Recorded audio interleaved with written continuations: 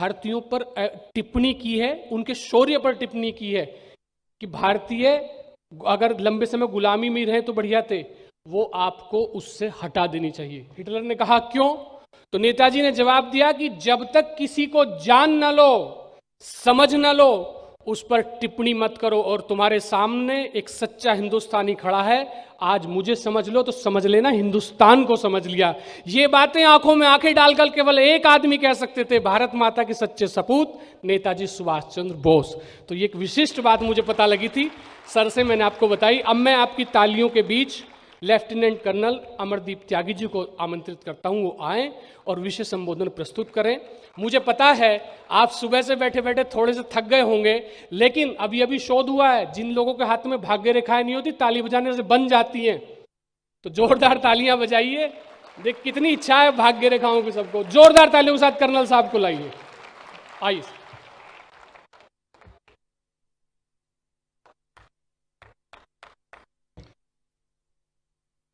आज के मुख्य अतिथि आदरणीय चंद्र कुमार बोस जी और परिवार, विवेकानंद सुभारती यूनिवर्सिटी के chancellor sir, vice chancellor ma'am, CEO और इस मांगल्य सभागार में उपस्थित सभी प्रबुद्धजन और मातृशक्ति, मैं सबको प्रणाम करता हूं। और आज के इस उद्बोधन का आरंभ उस जय घोष के साथ करना चाहता हूं जो नेताजी को बहुत प्रिय था और नेताजी ने दिया था। तो सभी मेरे साथ उस उद्घोष को बोलेंगे, जय हिंद, जय हिंद, जय हिंद। और मैं उस घटना को बताना चाहता हूं कि जब मैं एक छोटा बच्चा था तो कई बार मैं अपने ग्रैंडफादर से पूछा करता था कि बाबा जी, जब आप जवान थे तो आपने आजादी की लड़ाई तो देखी होगी। बोलते थे हाँ, सब कुछ यहाँ पे सब आंदोलन चल रहा था, हम भी जाते थे उसमें। मैं उनसे पूछता था क्या आपने कभी नेताजी को देखा था? तो शायद एक बार उन्होंने, हम जब मेरठ आए थे नेताजी, तो नेताजी के उस भाषण को सुनने के लिए जो आए थे, और नेताजी को कहते कि मैंने दूर से देखा था बस। और मैं समझता हूं कि हम सब जो हैं, अपने जो पूर्वज होते हैं उनका ही स्वरूप होते हैं। और आज मैं तो सौभाग्यशाली हुई, इस सभागार में उपस्थित सभी लोग सौभाग्यशाली हैं कि आज हम नेताजी के प्रपौत्र श्री चंद्र कुमार जी को, बोस जी को हम अपने समक्ष और बहुत नजदीक से देख पा रहे हैं। उनका सानिध्य हमको मिल रहा है।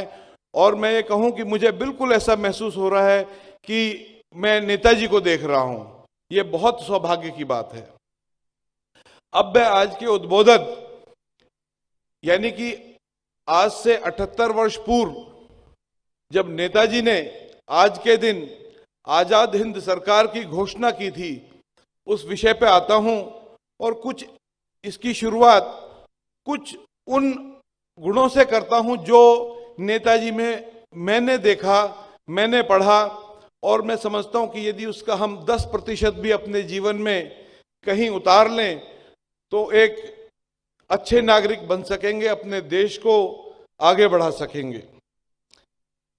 नेताजी एक मल्टीफेरस पर्सनैलिटी थे, शुरू से ही स्टूडियस स्टूडेंट, पढ़ाकू और साथ साथ बोल्ड। यदि किसी ने कोई अपमानित करने वाली बात कही तो उसको जवाब तुरंत के तुरंत मिल जाता था। माता पिता की आज्ञा मानने वाले, इच्छा ना होते हुए भी आईसीएस की परीक्षा देने के लिए, उसकी तैयारी के लिए विदेश गए, पढ़ाई किया। आप सभी जानते हैं कि आज की तारीख में जिसको आईएएस बोलते हैं उसका एग्जाम कितना टफ होता है। उस जमाने में तो कितना टफ होता होगा, इसका अंदाजा लगा सकते हैं। वो परीक्षा न केवल पास की बल्कि चौथे रैंक पे आने पे उसको फिर छोड़ दिया।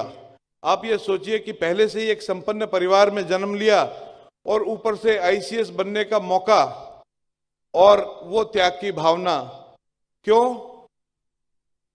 भारत माता को आजाद कराना था। वरना तो आईसीएस ज्वाइन करके एक बहुत अच्छी जिंदगी वो जी सकते थे, लेकिन छोड़ दिया। छोड़कर श्री चित्तरंजन दास जी के सानिध्य में स्वतंत्रता आंदोलन में कूद पड़े और उन ऊंचाइयों को छुआ जो उस समय में सिर्फ महात्मा गांधी को प्राप्त थी।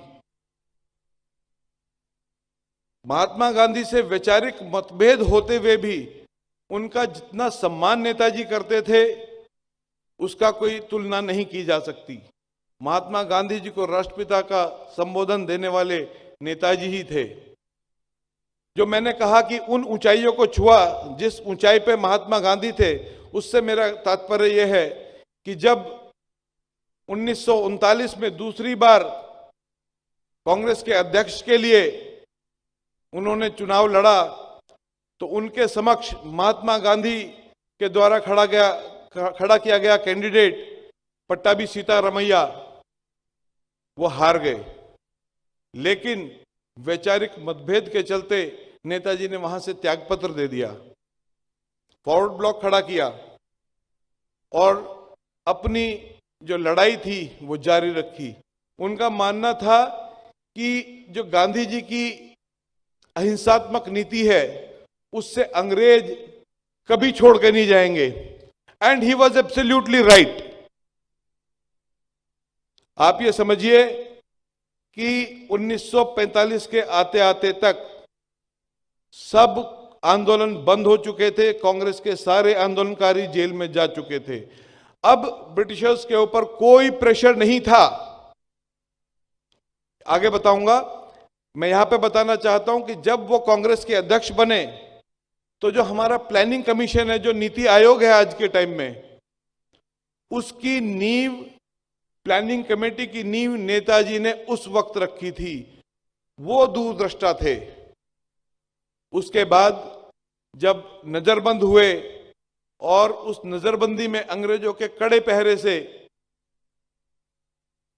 कलकत्ता, जो भारत के पूर्वी कोने में है, वहां से किस तरह निकले, कौन से साधन अपनाए और काबुल के रास्ते रशिया होते हुए, यूरोप होते हुए जर्मनी पहुंचे। कहना बहुत आसान लगता है आज के युग में। उस जमाने में एसएमएस की सुविधा नहीं थी, व्हाट्सएप की सुविधा नहीं थी, मैसेजिंग नहीं होती थी। कैसे अपने जो सोर्सेज थे या जिनसे उनका मिलाप था उनसे कैसे कम्युनिकेट किया होगा, कौन कौन से वाहन इस्तेमाल किए होंगे, इतना लंबा सफर तय करके। और हिटलर जैसी पर्सनैलिटी, जो मैंने कहा मल्टीफेरस पर्सनैलिटी, कहां तो गांधी जी के साथ खादी पहने हुए हैं कांग्रेस में, और कहां उस जमाने के Hitler was a negative character. Hitler जैसे नेगेटिव कैरेक्टर से कहां महात्मा गांधी, कहां हिटलर, दोनों का बिल्कुल चरित्र डिफरेंट। उससे भी जाके मिलाप कर रहे हैं। सिर्फ किस लिए? उनका एक ही उद्देश्य था कि भारत माता को आजाद कराना है बाय एनी मीन्स। उससे कोई फर्क नहीं पड़ता है कि हमें हिटलर से मदद लेनी पड़े या तोजो से लेनी पड़े या स्टालिन से लेनी पड़े। उद्देश्य सिर्फ एक ही था, आजादी। ये किसी उसूलों में बंधे हुए नहीं थे कि मैंने अहिंसा का नाम ले लिया तो मैं जीवन भर अहिंसात्मक रहूंगा, मैं अनशन करता रहूंगा या मैं सत्याग्रह करूंगा। ऐसा कोई बंधन नहीं था उनके ऊपर। इसलिए मैंने कहा कि ही वॉज मल्टीफेरस पर्सनैलिटी। जर्मनी में जाकर इंडियन लीजन तैयार करना, 3000 की फौज जो नॉर्थ अफ्रीका कैंपेन से प्रिजनर ऑफ वॉर थे उनको इकट्ठा करना। हिटलर जैसे व्यक्ति ने रेडियो प्रोवाइड कराई, ब्रॉडकास्टिंग, डिफरेंट लैंग्वेजेस में ब्रॉडकास्ट होता था जवानों को मोटिवेट करने के लिए, भारतीय जनता को मोटिवेट करने के लिए। हिटलर से मिलना, हिटलर कोई उस वक्त कोई छोटी मोटी हस्ती नहीं थी कि कोई भी जाके ऐसे मिल ले। और जब हिटलर से मिलते हैं, हिटलर उन्हें इंडियन फ्यूरर के नाम से संबोधित करता है। He was Führer of Germany और नेताजी को फ्यूरर ऑफ इंडिया कहता है। ये चरित्र था, ये पर्सनैलिटी थी नेताजी की। हिटलर जो इतना क्रूर व्यक्ति, जो आम किसी से ऐसे मिलता भी नहीं था, वो नेताजी के सामने नतमस्तक होता है और फुल सपोर्ट का वादा करता है। लेकिन नेताजी व्यक्ति को पहचानते थे, वो तुरंत पहचान गए कि ही वांट टू यूज अस, और वो वास्तव में हुआ भी। नेताजी से प्लान किया कि हम लैंड रूट से इंडिया में अटैक करेंगे और उधर रशिया में चले गए। नेताजी ने उससे तुरंत बोला कि भाई you help me out, just I want to go to south east, because Japan was moving, Japanese army was moving, और वो अच्छे से फतेह हासिल कर रही थी। He was not a trained soldier, फौजी ट्रेनिंग नहीं लिया था, और सबमरीन में यात्रा करना कोई आसान काम नहीं होता है। सबमरीन तो बहुत बड़ी चीज हो जाती है, नॉर्मल शिप के ऊपर आप समुद्र में यात्रा नहीं कर सकते। It is so difficult, but he travelled in submarine, shifted from German submarine to Japanese submarine. It's not easy. उसके बाद जब जापान पहुंचते हैं, अब उससे पहले की घटना जो उसके बैकड्रॉप में चल रही है, रास बिहारी बोस जो 1912 में लॉर्ड हार्डिंग पे बम फेंकने के केस में वांटेड थे, 1915 में गदर पार्टी बना के इंडिया से निकल जाते हैं और जापान की सिटीजनशिप लेते हैं और वहां पे बहुत हार्ड वर्क करते हैं, और 1942 तक आते आते इंडियन इंडिपेंडेंस लीग तैयार करते हैं और साथ में तैयार करते हैं आजाद हिंद फौज। लेकिन उसको लीड कौन करेगा? लीड किया ज्ञानी प्रीतम सिंह ने, मोटिवेट किया कैप्टन मोहन सिंह को। कैप्टन मोहन सिंह तैयार हो गए, but there was a difference in personality of captain Mohan Singh and Netaji. वो जापानीज के साथ सामंजस्य नहीं बैठा पाए, और तो और आईएनए के जो ऑफिसर्स थे, जो प्रिजनर ऑफ वॉर ऑफिसर्स थे, उनके साथ उनका जो यू कैन से सिंक्रोनाइजेशन था, उनके साथ जो सामंजस्य था, वो पूरा नहीं था। मैंने जनरल हरबख्श की ऑटोबायोग्राफी में पढ़ा, when both brothers general Harbakhsh and his brother brigadier Gurbakhsh, they did not join INA, but later on Netaji से उनका इंटरव्यू होता है और नेताजी उनसे पूछते हैं कि why didn't you join Indian national army? तो उनका उसमें जो आंसर है उनकी पुस्तक में, वो ये है कि हमको जो आपसे पहले वाली लीडरशिप थी उस पर विश्वास नहीं था, that's why we didn't join. Netaji के आगमन पर रास बिहारी बोस जी ने उनको सारी कमांड 12 जून 1943 को इंडियन नेशनल आर्मी की कमांड सौंप दी। उससे पहले तक जापानीज जो इंडियन नेशनल आर्मी थी उसको एज ए पॉन यूज कर रहे थे। They were using as fifth columnist, उनको as a guide, as a porter, उस तरह इस्तेमाल कर रहे थे, जो कि भारतीय सिपाहियों को, ऑफिसर्स को मंजूर नहीं था। That is why there was friction.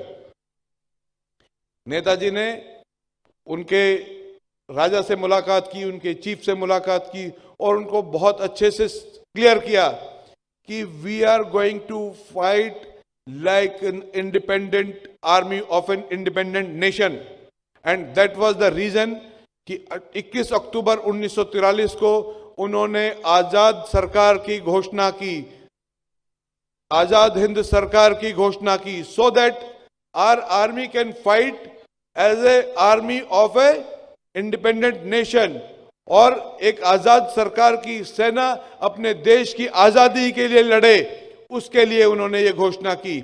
और कितना मुश्किल था उस समय में एक एग्जाइल में गवर्नमेंट बनाना, जिसकी अपनी बैंक हो, अपनी करेंसी हो, अपनी ब्रॉडकास्टिंग सर्विसेज हो, अपनी पोस्टल सर्विसेज हो, और जो भी एक देश को होने के लिए चाहिए वो सब हो, तो वो नेताजी की फोरथॉट था, उनका विजन था। और उसके बाद जब Indian national army Japanese army के साथ लड़ाई के लिए चलती है तो उसका उत्साह देखने लायक था। I have been to those places, मैं उस पर्टिकुलर जगह देखा है जहां पे इंडियन नेशनल आर्मी और जापानीज आर्मी मणिपुर में लड़ते हुए शहीद हुए थे। मोइरांग में अंडर कर्नल शौकत अली पहली बार भारत की मेन भूमि पर, मुख्य भूमि पर झंडा फहराया जाता है। अंडमान निकोबार नेताजी विजिट करते हैं आफ्टर कैप्चरिंग, और उसको शहीद द्वीप और स्वराज द्वीप का नाम देते हैं, और वहां पर अपना एडमिनिस्ट्रेटर नियुक्त करते हैं। क्योंकि कुछ कंपल्शंस थे, जिन कंपल्शंस के कारण जो नेताजी का ख्वाब था वो पूरा ना हो सका। इंडियन नेशनल आर्मी के पास अपनी एयरफोर्स नहीं थी। हालांकि यहां पे मैं कुछ और चीज ऐड ऑन करना चाहता हूं। नेताजी ने अपनी ट्रेनिंग एकेडमी बनाई थी, ऑफिसर्स ट्रेनिंग स्कूल, जहां पर जो ब्रिटिश इंडियन आर्मी के ट्रेन्ड ऑफिसर्स, बट उनको रिकन्वर्ट करना है किस लिए, आईएनए के तौर पर, आईएनए के सोल्जर्स के तौर पर उनकी इंडोक्ट्रिनेशन करनी है, उसके लिए एक स्कूल चाहिए। कर्नल हबीबुर रहमान वहां के कमांडेंट थे। फिर एक आजाद स्कूल खोला, क्योंकि नेताजी के आने से सिविलियन वॉलेंटियर्स इतने आ गए थे कि उनको भी ट्रेनिंग देना था, क्योंकि वो तो अनट्रेंड थे, सिविलियन है। फौजी ट्रेनिंग में तो जो पीडब्ल्यू है वो ट्रेंड है, उनको तो माइंडली इंडोक्ट्राइन करना है, लेकिन जो सिविलियन वॉलेंटियर होकर लड़ने को आ रहा है उसको फौजी तरीके से तैयार करना है। और जो आज की डेट में हमारी आर्मी का कॉन्सेप्ट है, बॉयज कंपनी होती है, every centre has got boys company, जहां पे छोटे बच्चों को ट्रेनिंग देते हैं और फिर उनको फौज के लिए तैयार करते हैं। टोक्यो बॉयज करके एक बॉयज कंपनी होती थी। इंडियन आर्मी क्या, विश्व की दूसरी सेनाओं में उस जमाने में फीमेल सोल्जर्स, फीमेल ऑफिसर नहीं होती थी, नेताजी ने बनाया। तो दैट वाज द विजन जो उस जमाने में नेताजी को था, और आज वो धीरे धीरे इंप्लीमेंटेशन हो रहा है। आज सुप्रीम कोर्ट के ऑर्डर से इंडियन आर्मी में गर्ल्स एनडीए ज्वाइन कर सकती हैं। आज 2021 का हुक्म है, और 1943 का नेताजी का हुक्म था, रानी झांसी रेजिमेंट बनाई थी। तो आप ये देखिए, हम आज भी 78 साल पीछे हैं ये गवर्नमेंट। तो मेरा कहने का तात्पर्य है, नेताजी का जो वो विजन था, उस विजन पे यदि किसी तरह ये इंडियन नेशनल आर्मी सफल हो जाती तो भारत का नक्शा कुछ और होता, क्योंकि वो अखंड भारत था। और नेताजी यदि होते तो भारत के जो 3 टुकड़े हुए रखे हैं, पाकिस्तान, बांग्लादेश और भारत, ये ना होते। तो कुछ विशेष कारणों से नेताजी की वो फौज सफल नहीं हो पाई, वरना यदि वो नॉर्थ ईस्ट के जंगल्स और पहाड़ों को एक बार क्रॉस कर जाते तो फिर उनको रोकने वाला कोई नहीं था।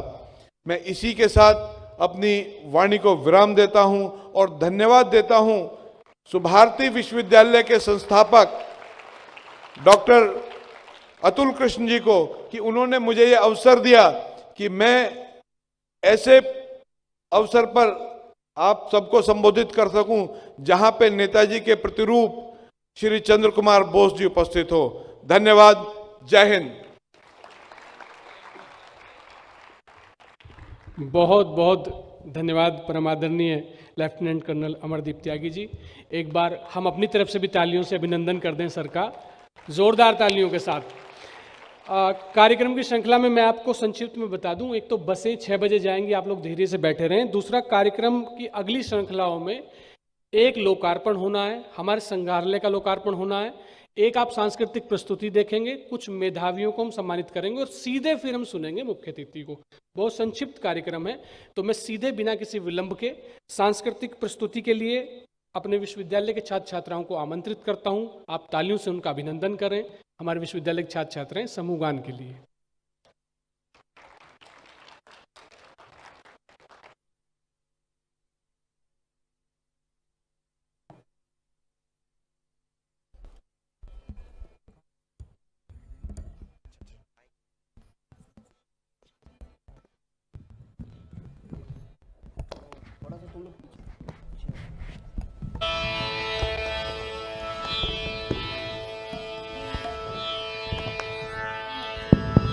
हेलो,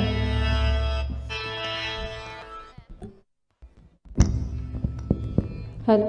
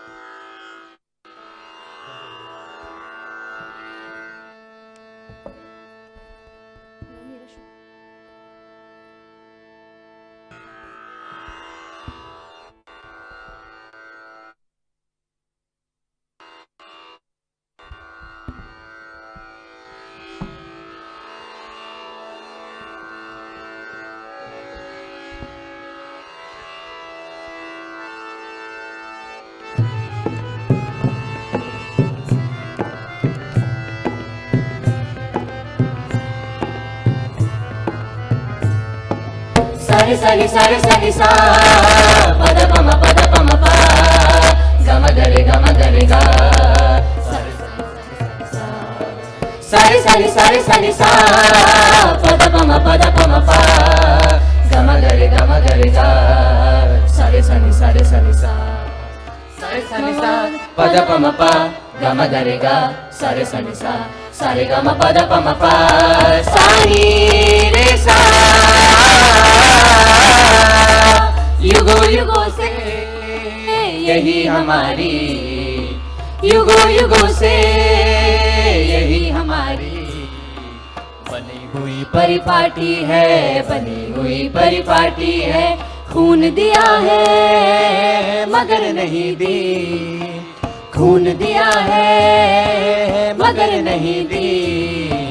कभी देश की माटी है, कभी देश की माटी है। युगों युगों से यही हमारी बनी हुई परिपाटी है, बनी हुई परिपाटी है।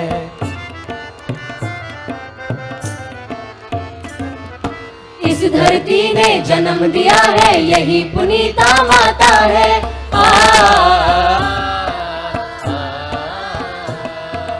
इस धरती ने जन्म दिया है, यही पुनीता माता है। एक प्राण दो दहसनी का उससे अपना नाता है। यह धरती है पार्वती माँ, यही राशि शिव शंकर है। दिगमंडल सर्पों का कुंडल ओ, ओ, दिगमंडल सर्पों का कुंडल कण कण रुद्र भयंकर है, कण कण रुद्र भयंकर है। यह पावन माटी ललाट की ललित ललाम ललाटी है, ललित ललाम ललाटी है। खून दिया है मगर नहीं दी, खून दिया है मगर नहीं दी। कभी देश की माटी है, कभी देश की माटी है। युगों युगों से यही हमारी बनी हुई परिपाटी है, बनी हुई परिपाटी है।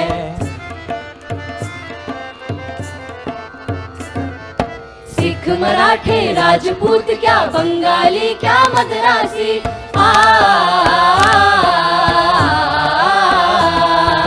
सिख मराठे राजपूत क्या बंगाली क्या मद्रासी। इसी मंत्र का जाप कर रहे युग युग से भारतवासी। बुंदेले अब भी दोहराते यही मंत्र है झांसी में। देंगे प्राण न देंगे माटी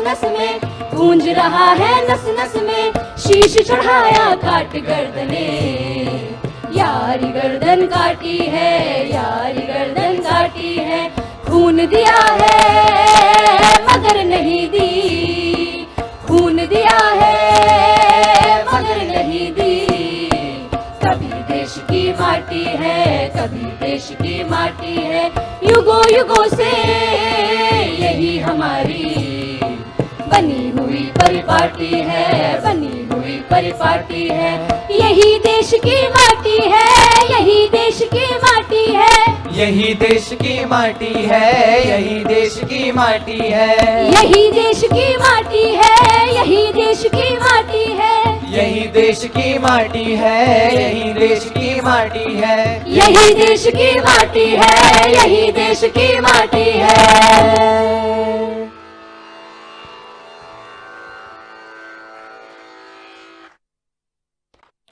बहुत सुंदर, यही देश की माटी है। और अब मुख्य अतिथि महोदय को सुनने से पहले केवल दो हमारे जो लोकार्पण हैं उनकी तरफ हम रुख करेंगे। पहला, आप सभी को जानकर अत्यंत हर्ष होगा कि हमारे नेताजी सुभाष चंद्र बोस शोधपीठ के अंतर्गत नेताजी सुभाष चंद्र बोस जी की जो संग्रहालय है वो और पत्रकारिता का संग्रहालय, उसका आज इस मंच पर लोकार्पण होना है, वर्चुअल लोकार्पण।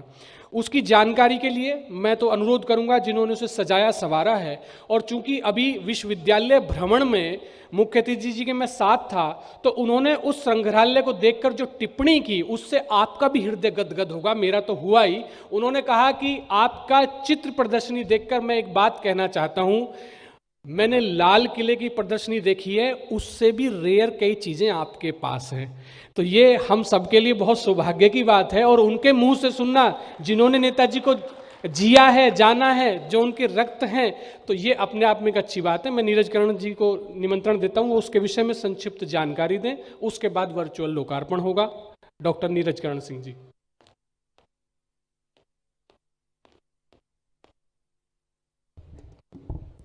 बहुत बहुत धन्यवाद।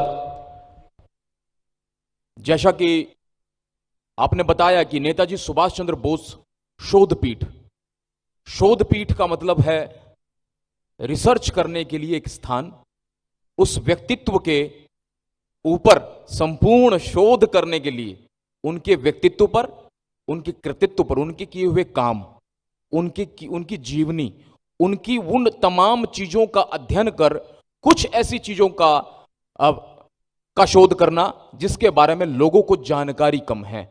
ऐसी ही महत्वाकांक्षी योजना हमारे संस्थापक जी की रही, जिनके सहयोग से, जिनके विजन और मिशन के साथ में नेताजी सुभाष चंद्र बोस चेयर की संस्थापना हुई। और जब चेयर की संस्थापना हुई तो फिर उसके बाद में एक अगला सोपान जुड़ा नेताजी सुभाष चंद्र बोस को समर्पित संग्रहालय का। इस संग्रहालय में जैसा कि बताया गया, चंद्र कुमार बोस जी ने वहां पर एक रिबन खोलकर उस संग्रहालय का शुभारंभ आज से किया है, लोकार्पण किया है, लेकिन वर्चुअल लोकार्पण आपके सम्मुख आज होगा। मैं निवेदन करूंगा कि मंच पर आप चंद्र कुमार बोस जी, उनका परिवार, हमारी कुलाधिपति महोदया, कुलपति जी और मुख्य कार्यकारी अधिकारी जी स्टेज पर आ जाएं, मंच पर आ जाएं। विशिष्ट अतिथि जी आप मंच पर आ जाएं। एक बटन दबाकर उस वर्चुअल लोकार्पण से आप हम सबको जोड़ेंगे, जिसमें नेताजी सुभाष चंद्र बोस के रेयर फोटोग्राफ्स, बहुत ही रेयर फोटोग्राफ्स वहां पर लगाए गए हैं। और जैसा कि चंद्र कुमार बोस जी ने बताया था और उन्होंने कहा कि बहुत रेयर, कई सारी ऐसी तस्वीरें हैं जो बहुत रेयर हैं।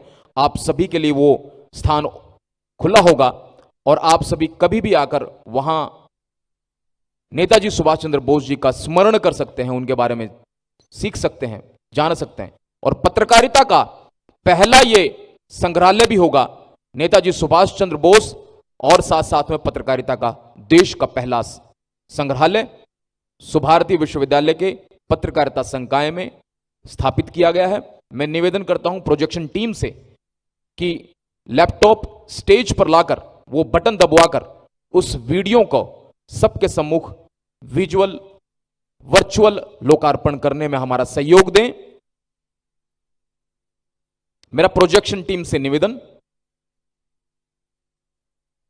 कि वो लैपटॉप के साथ में अगर स्टेज पर पहुंचेंगे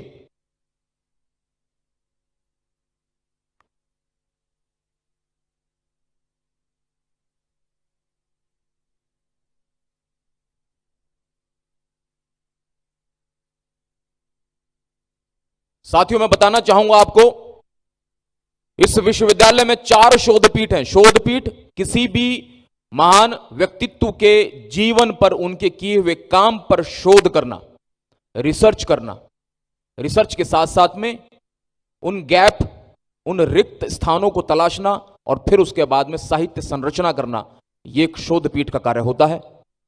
और हमारे विश्वविद्यालय में स्वामी विवेकानंद के नाम से शोधपीठ है। डॉक्टर भीमराव अंबेडकर शोधपीठ लॉ कॉलेज में है। नेताजी सुभाष चंद्र, मैं बता रहा हूं आपको, पत्रकारिता महाविद्यालय में है। साथ साथ में तथागत बुद्धिस्ट स्टडीज कॉलेज में है और स्वामी विवेकानंद नेचुरोपैथी कॉलेज में है। हम सब वहां जाकर पुस्तकें पढ़ सकते हैं, शोध कर सकते हैं और उन तमाम चीजों को समझ सकते हैं। अब हमारे बीच में एक बटन दबकर आपके सम्मुख वो प्रदर्शनी वर्चुअली दिखाई जाएगी।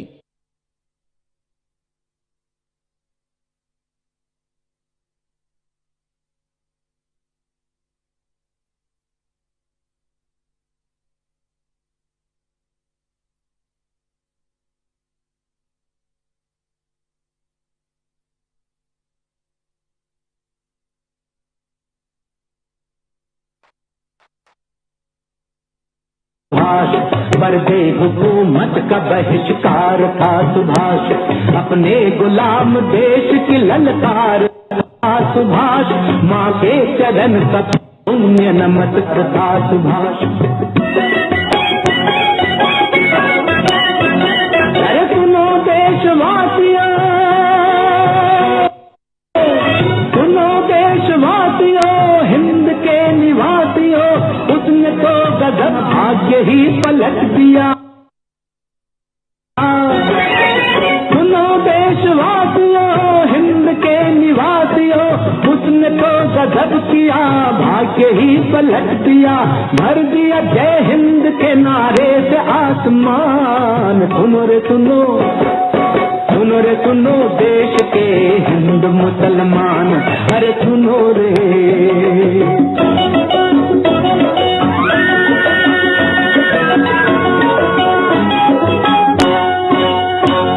उसने सिखाया देश को अंगार पे चलना, लोहे की दहकती हुई दीवार पे चलना। उसने सिखाया बिजलियों के तार पे चलना, तलवार सामने हो तो तलवार पे चलना।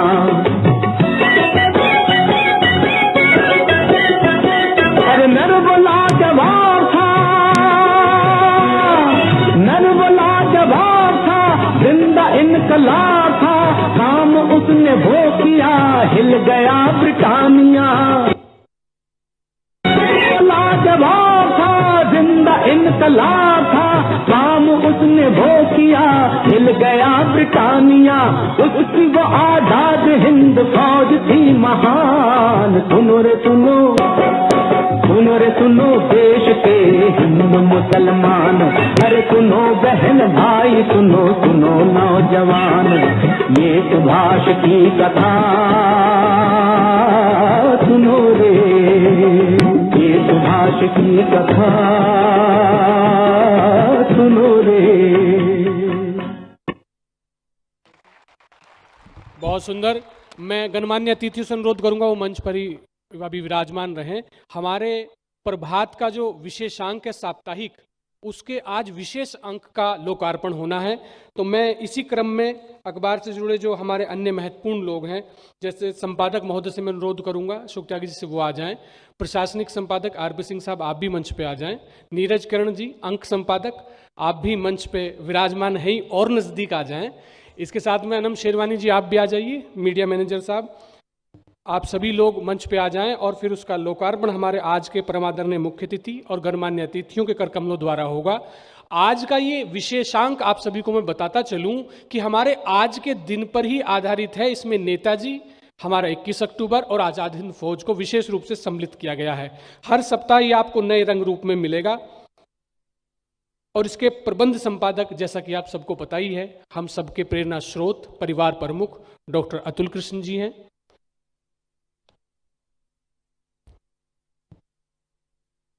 आज का दिन विशेष है, लोकार्पण भी विशेष है, तो तालियां भी एक बार जोरदार ऊपर से नीचे तक बजा दीजिए झूमकर। इसके लिए पूरी टीम को बहुत बहुत बधाई, संपादक मंडल को बहुत बहुत शुभकामनाएं, और हम उम्मीद करते हैं इस विशेषांक की तरह आप ऐसे ही इसको हर हफ्ते नए रंग रूप और क्लेवर के साथ लोगों तक पहुंचाते रहेंगे। ये हमारे प्रभात के जो आज साप्ताहिक उसका अंक है, उसका लोकार्पण इस मंच पर हुआ है आज के पावन दिन, और ये हम सबके लिए बहुत सौभाग्य की बात है कि इसके लोकार्पण में हमारे आज के मुख्य अतिथि आदरणीय चंद कुमार बोस जी सम्मिलित हैं, उनका परिवार शामिल है और मंच गणमान्य लोगों से भरा हुआ है। एक बार पुनः प्रभात के लिए और शुभकामनाएं देते हुए झूमकर जोरदार तालियां आप बजाएं, ताकि ये ऐसे ही लोगों का ज्ञानवर्धन करे, राष्ट्र के जो भाव हैं देशभक्ति के वो सभी में ओतप्रोत करे हमारा अंक। बहुत बहुत सभी का आभार, धन्यवाद। मैं सभी से अनुरोध करूंगा वो स्थान ग्रहण करें, और अपने मुख्य अतिथि महोदय से अनुरोध करूंगा कि वो अब वक्त है कि उनके विचार हम सुने।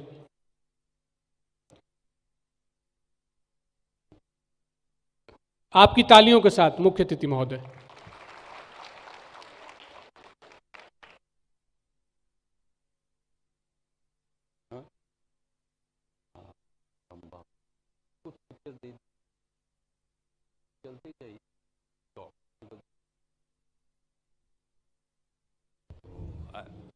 प्रशांत जी प्रेजेंटेशन लगा दीजिएगा। अब लोड कर लिया।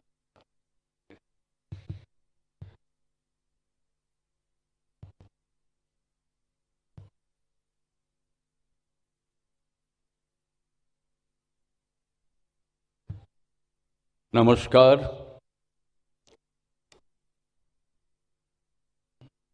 रिस्पेक्टेड चांसलर श्रीमती स्तुति कक्कर जी, respected Vice Chancellor, Brigadier VP Singh ji, Lieutenant Colonel Amarjeet Tyagi ji, आपका भाषण हम लोग सुन लिया है। You have given all the details, तो मेरा और कुछ बोलने का बाकी नहीं रहा, but still I will attempt to say a few words on the liberator of India, Netaji Subhash Chandra Bose. आज 21 अक्टूबर एक ऐतिहासिक दिन। 78 साल पहले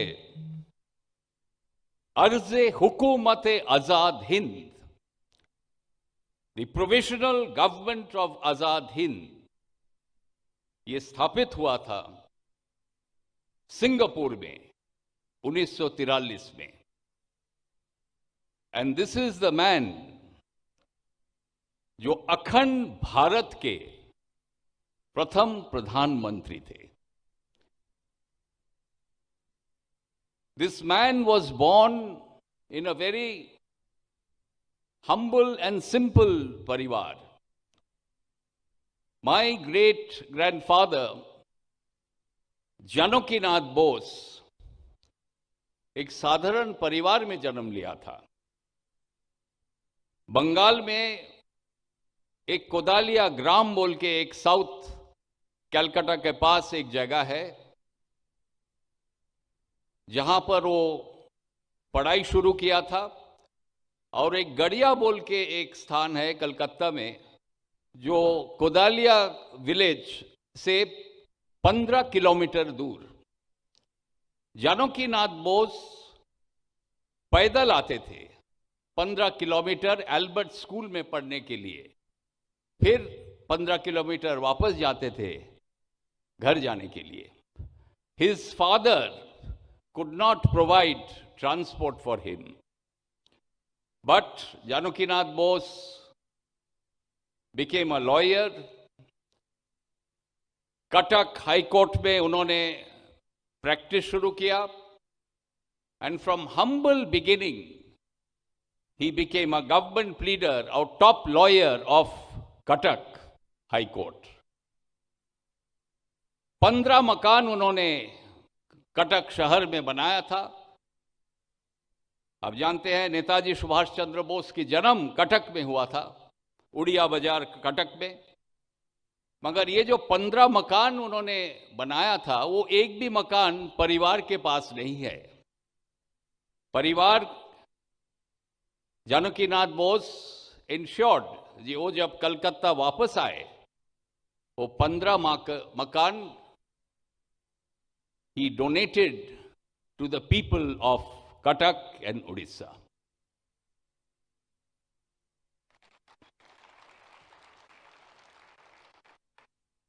मेरा पिताजी अमियोनाथ बोस, वो भी लॉयर थे, बैरिस्टर बने थे, कलकत्ता हाई कोर्ट और सुप्रीम कोर्ट में प्रैक्टिस करते थे। तो हम लोग का जो 1 नंबर वुडबर्न पार्क मकान है कलकत्ता में, कुछ लोग आए थे भीख मांगने के लिए। Poor people had come. तो मेरा पिताजी बोला जी, अरे अरे आप लोग निकल जाइए, आप क्यों अंदर आ रहे हैं। जानकीनाथ बोस ऊपर का बरामदा से उन्होंने ये देखा, तो मेरा पिताजी को बुलाया, ओमी इधर आओ, और उनको डांटा। Janakinath Bose, the father of Netaji Subhash Chandra Bose, told my father that you don't know what hunger is. I do. Never behave in this manner with poor people. This was the man, Janakinath Bose, जिसका बेटा था नेताजी सुभाष चंद्र बोस। आज 21 अक्टूबर सुबह एक कार्यक्रम में हम मौजूद थे लाल किले में। लाल किले एक ऐतिहासिक स्थान है। नेताजी सुभाष चंद्र बोस का जो नारा था, चलो दिल्ली, और दिल्ली जाके तिरंगा झंडा लहराना है लाल किले में।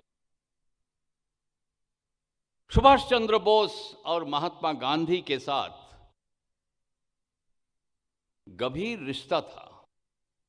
उनका लक्ष्य एक था, आजादी, मगर उनका रास्ता अलग था। महात्मा गांधी ने बोला था ये अहिंसा आंदोलन के तरीका से हम लोग आजाद बनेगा, बट नेताजी सुभाष चंद्र बोस ये नहीं मानते थे। देखिए, आजादी कभी भीख नहीं मांगा जाता है, आजादी छीन के लिया जाता है। तो इसके कारण सुभाष चंद्र बोस कांग्रेस छोड़ दिया है। देखिए, बोला जाता है सुभाष चंद्र बोस के साथ पंडित नेहरू, सरदार पटेल, सरोजिनी नायडू, महात्मा गांधी का काफी अंतर था, आइडियोलॉजिकल डिफरेंसेस था। हाँ, जरूर था, मगर ये मेन कारण नहीं था, मूल कारण ये नहीं था ये वो कांग्रेस छोड़ के चले गए। उनको पता लगा कांग्रेस भारत को आजाद नहीं कर सकता है। Armed struggle is required to free India from the clutches of British domination. इसलिए उन्होंने ये कठिन रास्ता लिया है। 17 जनवरी 1941 हम लोग का जो एल्गिन रोड का मकान है कलकत्ता में, आफ्टर 2 o'clock मेरा चाचा शिशिर बोस, वो गाड़ी बहुत अच्छा चलाते थे, उनको मदद लिया और कलकत्ता से गोमो, गोमो से पेशावर, पेशावर से काबुल, काबुल से मॉस्को, मॉस्को से बर्लिन। ब्रिटिश इंटेलिजेंस ऑफिसर्स उनको फॉलो कर रहा था। ब्रिटेन जानते थे कि सुभाष चंद्र बोस को असैसिनेट किया जाएगा भारत की मिट्टी में तो भारत में दंगा लग जाएगा, तो उनको जाने दीजिए।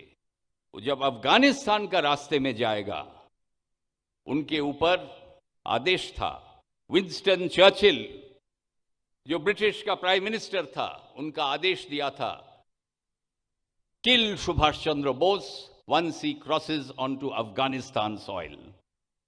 मगर काबुल में 2 बार मौका मिला था ब्रिटिश को सुभाष चंद्र बोस को असैसिनेट करने के लिए, मगर वो नहीं कर पाया।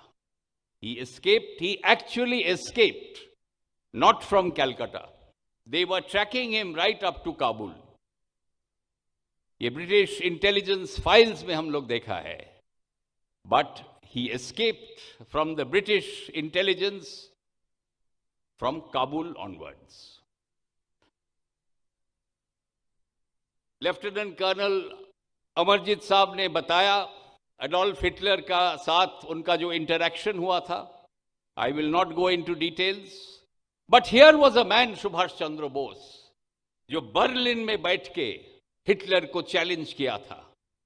जब एडोल्फ हिटलर रशियन टेरिटरी में आक्रमण करने के लिए तैयार हुआ था, Subhash Chandra Bose had made a public statement that the German aggression of Russia would not be accepted by India.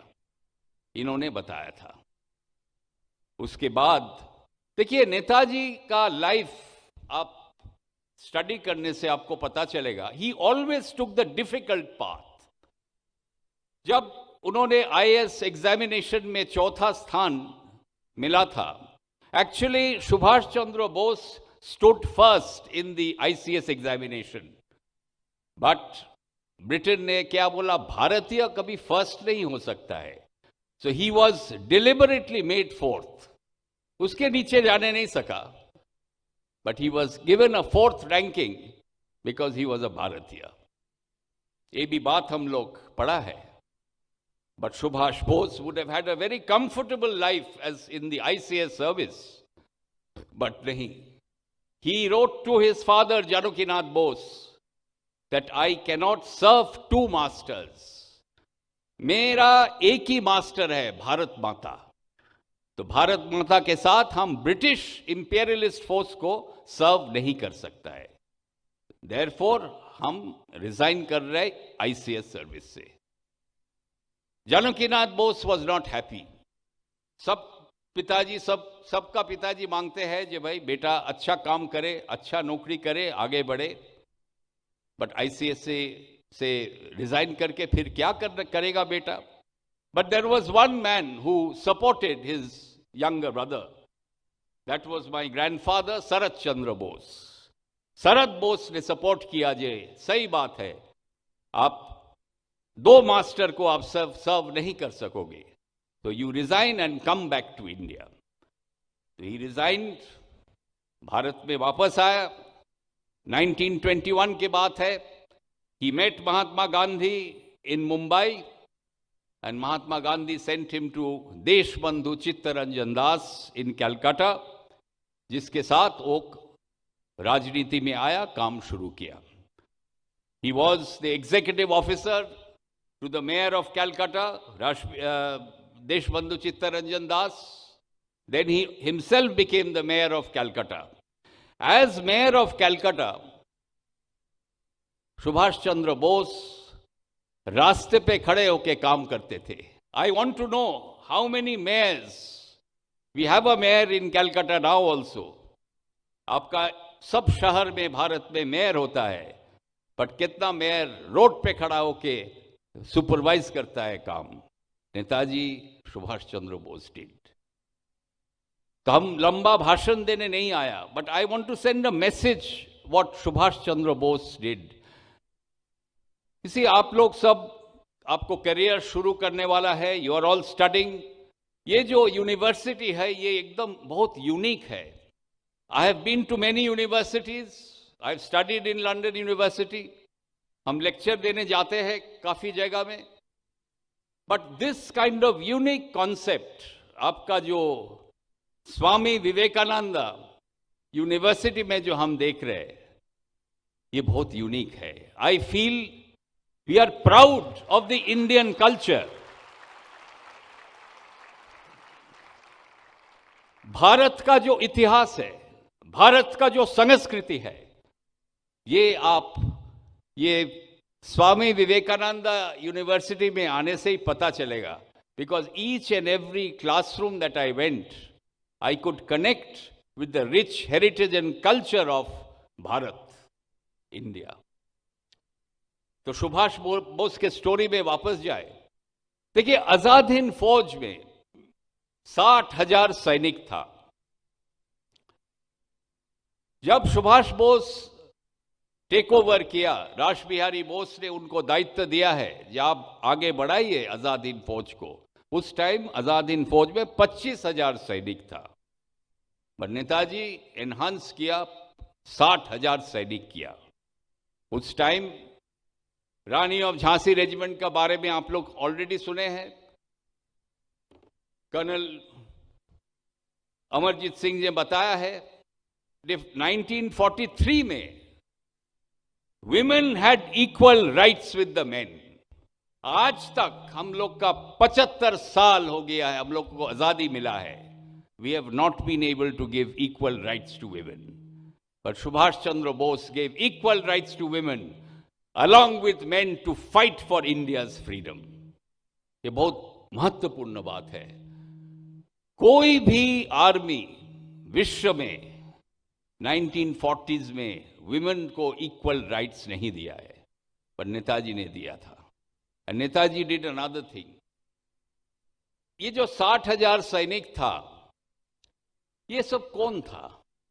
आप जानते हैं 60,000 सैनिक जो था आजाद हिंद फौज में, एक भी मुसलमान नहीं था, एक भी हिंदू नहीं था, एक भी सिख नहीं था, एक भी ईसाई नहीं था। फिर कौन था 60,000 सैनिक? 60,000 सैनिक भारतीय था।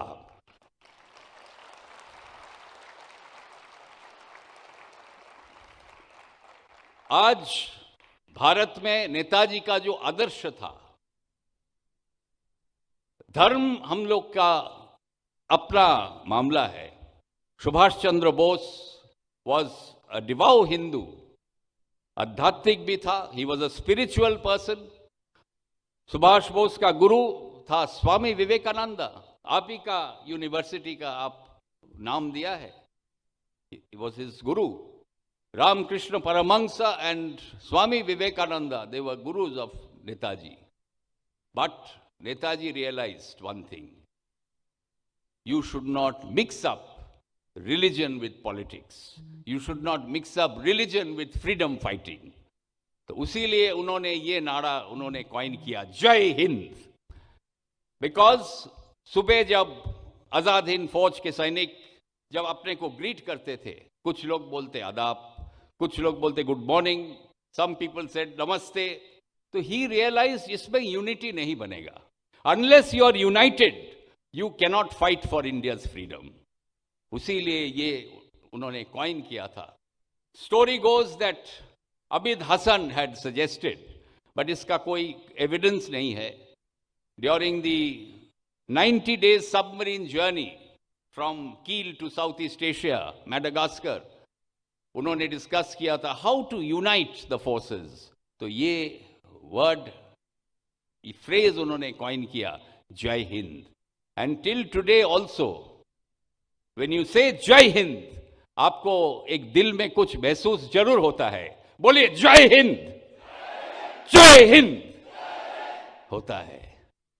सो this is the magic that Netaji Subhash Chandra spread in his Indian national army. Do you know another story? Azad Hind फौज में एक किचन था। जब प्रिजनर्स ऑफ वॉर सब ज्वाइन किया from the British forces to the Indian national army, अलग अलग किचन था।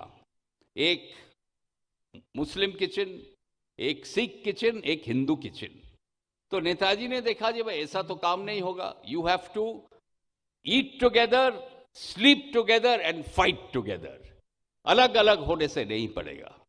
तो in the evening when he was sitting with his officers of the Indian National Army, he told one of the officer, जी आप मुस्लिम kitchen से खनसामा को बुलाओ।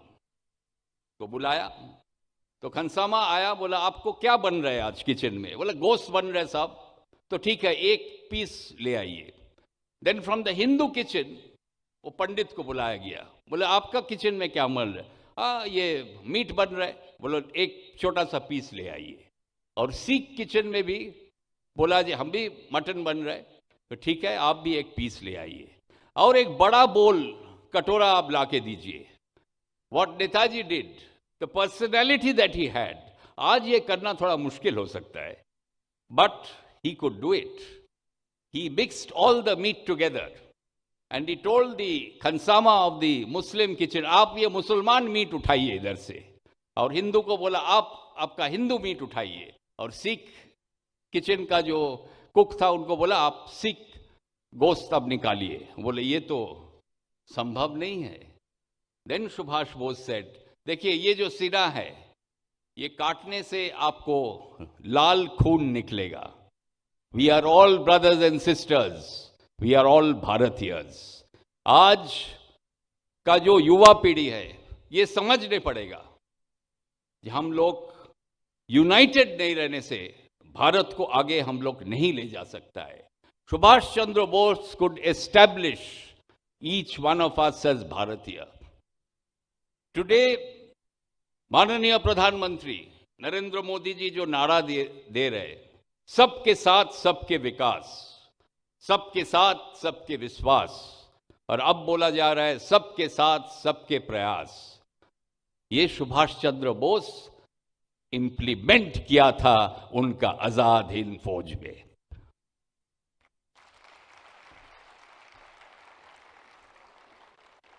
But Modi ji का चिंता सही है, मगर वो इंप्लीमेंट नहीं कर पाएगा। ये इंप्लीमेंट करेगा आप लोग, हम लोग इंप्लीमेंट करेंगे। सो फ्रेंड्स, आइए एक साथ let us take a pledge. India is a great nation. We have gone through a lot of wars, hardship, poverty. Right to education. Subhash Chandra Bose ka planning committee, if you study, in 1938, Subhash Bose was the president of the Indian National Congress. Indian National Congress उस time राजनीतिक दल नहीं था। It was a platform to fight for India's freedom. तो सब कोई कांग्रेस के साथ जुड़े हुए थे। सुभाष चंद्र बोस, मेरा दादाजी शरद चंद्र बोस, मेरा पिताजी अमियोनाथ बोस, सब जुड़े हुए थे कांग्रेस के साथ। आज कांग्रेस का कुछ अलग परिस्थिति है, but I will not go into politics because we are meeting at an institute which is based on the ideology and principles of none other than जो महापुरुष स्वामी विवेकानंदा। तो आज स्वामी विवेकानंदा का principles and ideology and Netaji Subhash Chandra Bose उनका जो डिसाइपल है, नेताजी ने जो चरित्र गठन करने का जो आदर्श और मंत्र स्वामी जी दिया था, नेताजी ने वो इंप्लीमेंट किया था आजाद हिंद फौज में। एक डिसिप्लिन्ड फोर्स जो आर्म्ड स्ट्रगल के लिए, unless there is discipline you cannot raise an army. As it is known, Subhash Bose military आदमी नहीं थे, but he did lot of research and study. He studied guerrilla warfare, he studied international warfare, कैसे क्या होता है। he studied people like Garibaldi. I must tell you a story that I have heard. By the way, हमको ये भी बोलना चाहिए, my knowledge on Subhash Chandra Bose कोई किताबें पढ़ के नहीं आया है। my knowledge on Subhash Chandra Bose is from my father अमियोनाथ Bose, जो उनका भतीजा थे, जो उनके साथ 6 साल एक ही कमरा में रहते थे। So he was very close to his uncle Subhash. So I see Subhash through the eyes of my father Amionath Bose. So it is almost first-hand information. रात को Subhash had problem of sleeping. उनका थोड़ा insomnia का problem था, तो इसीलिए वो रात में काफी पढ़ते थे। हम लोग तो ज्यादा उतना नहीं पढ़ते आजकल, because it is become a computer age. सब कुछ गूगल करके हम लोग को एक इंफॉर्मेशन मिल जाता है, बट वो इंफॉर्मेशन सही नहीं हो सकता है. It is not first hand information. But I have got first hand information on Subhash Bose. He was a strict disciplinarian. He was very health conscious as well. आप जानते हैं सुभाष बोस, थोड़ा सा वेट उनका ज्यादा था, बट 100 डॉन बैठक वो कर सकते थे. How many of you can do 100 डॉन बैठक? Raise your hand. अच्छा, बहुत कम है. I also do some exercise, but 100 डॉन बैठक हम कभी किया नहीं, कर भी नहीं सकेगा. But Netaji could do it and used to study through the night. तो नेताजी जब 1928 का बात है, he right from the beginning wanted an army discipline. तो Mahatma Gandhi was not very happy. Calcutta Congress जब सेशन हुआ था 1928 में, Netaji formed a volunteer cadet corps. आपको पता होगा कर्नल साहब, dressed in khaki uniform, he used to parade in the Calcutta मैदान. महात्मा गांधी बोला, ये सब क्या कर रहे हैं आप, खाकी यूनिफॉर्म में ये कर रहे हैं? बोलो, no, this is required. So dressed in his uniform, khaki uniform, as commander of the volunteer cadet corps, he was coming down the stairs of our Woodburn Park house, and Janakinath Bose, his father, was standing downstairs. He said something which is rather prophetic. ये मेरा पिताजी हमको बताया. He said, Subhash, I hope you will be the Garibaldi of India. और बाद में जो देखा जाता है, Subhash Bose proved that his father was right. He did become the Garibaldi of India.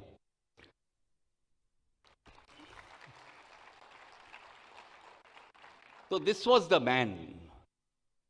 जब उन्होंने 60,000 सैनिक लेके इम्फाल के रास्ते में चले, फ्रॉम म्यांमार टू इम्फाल, देश की आजादी के लिए.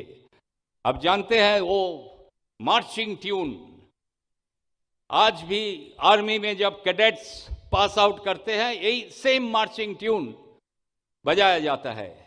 What is that tune? कदम कदम बढ़ाए जा, खुशी के गीत गाए जा, ये जिंदगी है कौम की, एक कौम पे लुटाए जा. This was the marching tune.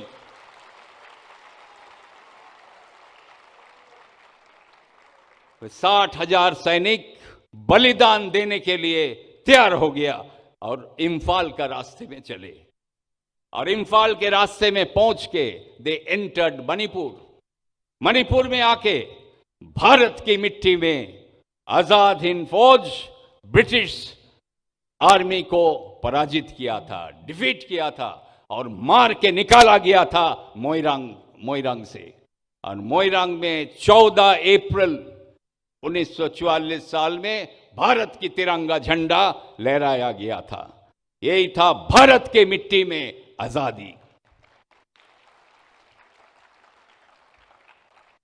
3 महीना आजाद हिंद फौज सरकार नागालैंड और मणिपुर स्टेट में प्रतिष्ठित हुआ था. ये इतिहास छिपाया गया है, ये इतिहास सामने लाना चाहिए.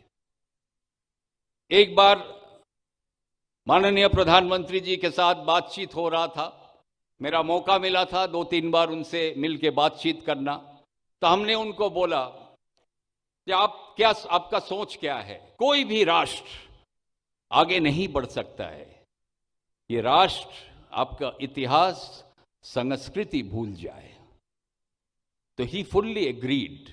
तो हम बोला जो सही इतिहास है आजादी का, भारत की आजादी का लड़ाई शुरुआत कब हुआ था? आप बताइए कौन सा साल में हुआ था, कहां हुआ था? भारत की आजादी का लड़ाई ब्रिटिश राज के विरुद्ध में 1857 में मंगल पांडे का सिपाही जो विद्रोह हुआ था, that was the formal beginning of freedom of our country. उसके बाद शहीद भगत सिंह, खुदीराम बोस, बिनोय बादल दिनेश, राजगुरु बलिदान दे दिया था, फांसी में चढ़ गया था.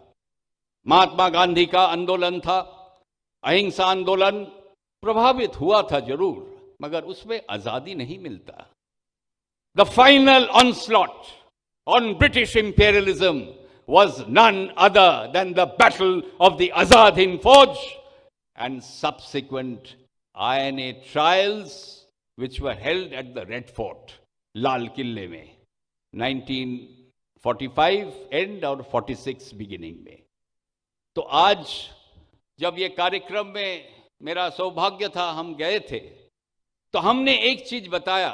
उधर भारत सरकार के लोग सब थे, मेघवाल जी थे, माननीय मंत्री जी मिनिस्ट्री ऑफ कल्चर से, मीनाक्षी लेखी जी भी थे। तो हम उनको बोला कि 15 अगस्त हम लोग तिरंगा झंडा लहराता है लाल किले में। 21 अक्टूबर में 2018 में, ये बहुत अच्छी बात है, माननीय प्रधानमंत्री नरेंद्र मोदी जी लाल किले में आए और तिरंगा झंडा लहराया।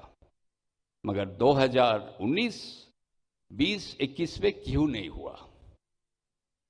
ये गवर्नमेंट ऑफ इंडिया का गजेट नोटिफिकेशन इशू होना चाहिए। 21 अक्टूबर नहीं होने से 15 अगस्त नहीं होता।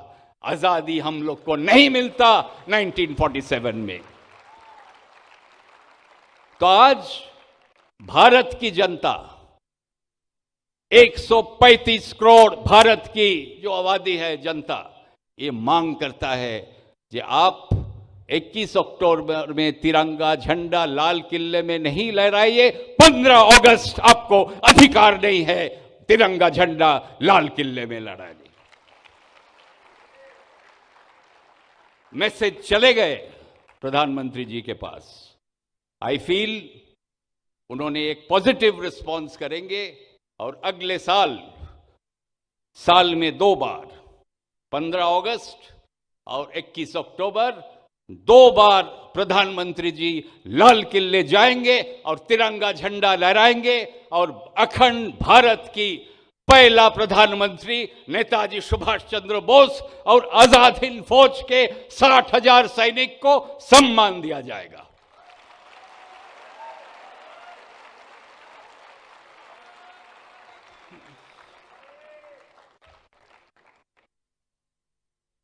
चौदह अप्रैल 1944 साल कर्नल शौकत अली मलिक, ब्रिगेडियर बहादुर ब्रिगेड का कमांडर वो थे आजाद हिंद फौज का।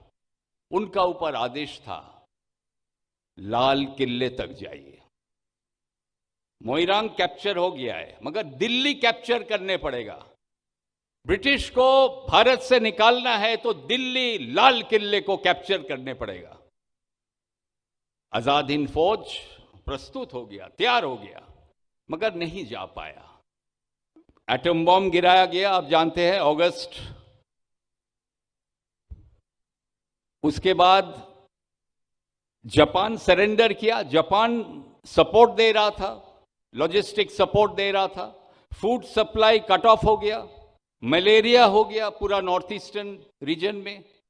मगर एक और कारण था, there was another main reason. ये थोड़ा राजनीतिक था, but I cannot hide history. राजनीति नहीं करना चाहिए कोई भी इंस्टीट्यूट में, मगर जो एविडेंस है, जो इतिहास है, उसको भी छिपाना नहीं चाहिए। आजाद हिंद फौज लाल किले तक आ सकता था 1944 साल में, क्यों नहीं आ पाया? कारण कांग्रेस का जो लीडरशिप था, कांग्रेस का जो नेतृत्व था दिल्ली में, वो आजाद हिंद फौज और सुभाष चंद्र बोस के खिलाफ लड़ाई किया था, ब्रिटिश के साथ हाथ मिला के। ये भी सच्चाई सामने आना चाहिए।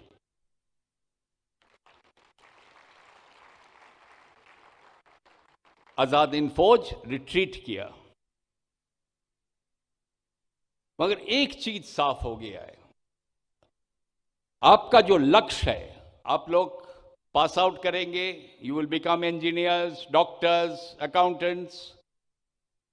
कमिटमेंट आपको रखना चाहिए। सुभाष चंद्र बोस, आजाद हिंद फौज बोला जाता है lost the battle but one the war. तो आपका लक्ष्य रहेगा। उनका जो लक्ष्य था वो अर्जुना का माफिक था। महाभारत का जो अर्जुना का जो लक्ष्य था, वो जो उनका तीर धनुष से जो मछली का आंख को उन्होंने भेद किया था, उनका और कहीं लक्ष्य नहीं था।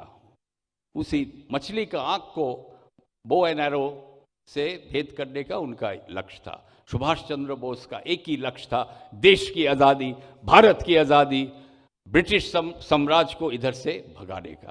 तो आपको भी लक्ष्य ही होना चाहिए, आप जरूर सक्सेस पाओगे। और एक चीज जो बोलना चाहिए, सुभाष चंद्र बोस एक दूसरा भारत उन्होंने चाहते थे, एक अखंड भारत, पूर्ण स्वराज। देखिए 15 अगस्त 1947 में हम लोग का पूर्ण स्वराज नहीं मिला। महात्मा गांधी, देशबंधु चित्तरंजन दास, सुभाष चंद्र बोस, शहीद भगत सिंह, सब कोई पूर्ण स्वराज के लिए लड़ाई किया था, मगर हम लोग को डोमिनियन स्टेटस मिला। क्यों? नेताजी ने महात्मा गांधी को वार्ता भेज रहा था, आजाद हिंद रेडियो के हेल्प लिया था, उनसे ब्रॉडकास्ट भेज रहा था महात्मा गांधी को कि आप डिस्कशन में मत जाइए, कॉन्फ्रेंस मत कीजिए। आप कॉन्फ्रेंस और डिस्कशन और सेटलमेंट में जाओगे तो देश को बंटवारा हो जाएगा, अखंड नहीं रख सकोगे। मगर कोई उनका बात नहीं सुना। पहले महात्मा गांधी कोशिश किया था, मगर फिर वो मान लिया और देश बंटवारा हो गया और पाकिस्तान एक जिहादी स्टेट बन गया। ये नहीं बनना चाहिए था। The complex issues that were created. Netaji was a visionary. वो समझ गया था कि ऐसा नहीं होगा, पूरा एरिया में एक प्रॉब्लम दिखाई देगा। आज देखिए बांग्लादेश पाकिस्तान के साथ जो कश्मीर लेके जो इश्यूज बना हुआ है, ये सॉल्व करना बड़ी मुश्किल है। पर नेताजी रहता तो भारत एक रहता, नेताजी रहता तो पाकिस्तान नहीं बनता, नेताजी रहता तो ईस्ट पाकिस्तान बांग्लादेश नहीं बनता है। तो फ्रेंड्स, अभी भारत जो रह गया, let us protect that India, let us keep this Bharat United. और ये एकमात्र रास्ता इज नेताजी सुभाष चंद्र बोस की आदर्श, जी हम सब भारतीय है, हम सब एक है और हम लोग का लक्ष्य है भारत को आगे ले जाना है। I had a presentation to make, but that is almost, it will take 1 hour. तो हम आपका ये यूनिवर्सिटी में फिर आना चाहता है,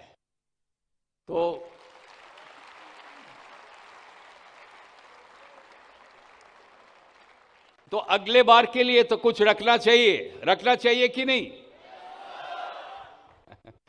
So I will make the detailed presentation और नेक्स्ट टाइम हम सुबह आ जाएंगे, इस बार थोड़ा लेट हो गया है।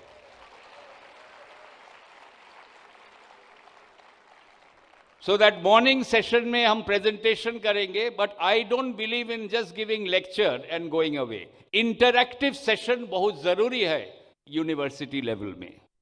तो morning session I will give my presentation और with the due consent of course of the chancellor and vice chancellor.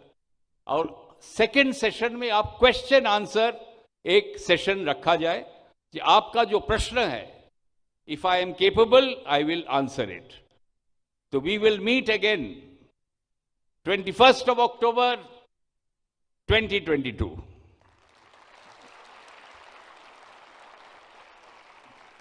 With these words, I thank all of you, especially the students।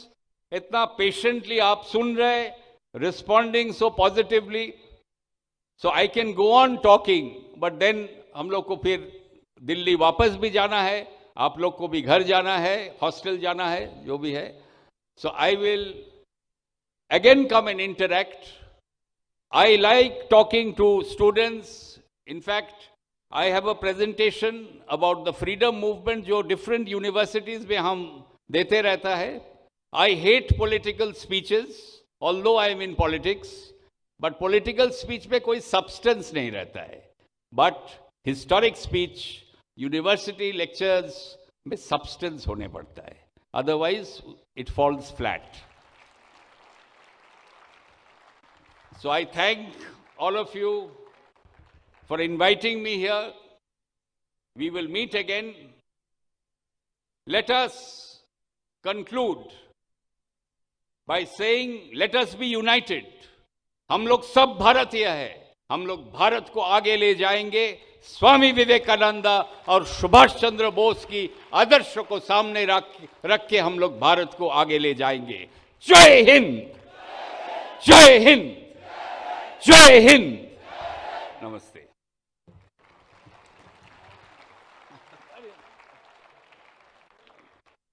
बहुत बहुत धन्यवाद respected sir. और वास्तव में आज आपको बोलता देखकर हम सबको ये एहसास हो गया कि नेताजी कितना ज्वलंत बोलते होंगे. जोरदार तालियां. मैं तो कहता हूं एक बार सब खड़े होकर इस्तकबाल कीजिए. उन्होंने 1 साल पहले कंसर्ट दिए. जोरदार झूमकर तालियां. बहुत बहुत आभार, बहुत बहुत धन्यवाद.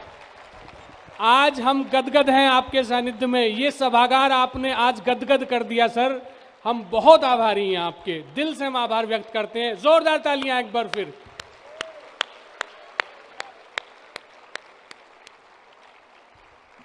सभी से अनुरोध है स्थान ग्रहण करें. कुछ कार्यक्रम की श्रृंखला और है. और जैसा कि आप सभी को पता है कि लंदन से शिक्षा दीक्षा करने के बाद रेस्पेक्टेड मुख्य अतिथि महोदय को लंदन में ही बहुत अच्छी नौकरी मिल गई थी. लेकिन चूंकि खून तो खून है, उन्होंने भी त्याग पत्र दिया और भारत आकर टाटा स्टील में काम किया. आपके अथक प्रयासों से 150 से ज्यादा फाइल सरकार ने खोली नेताजी सुभाष चंद्र बोस पर. उसमें निश्चित रूप से आपका बहुत बड़ा हाथ है और हम आज ये विश्वविद्यालय बहुत बहुत आपका आभारी है. पुनः एक बार जोरदार तालियां. नीरज करण जी आगे कार्यक्रम के लिए.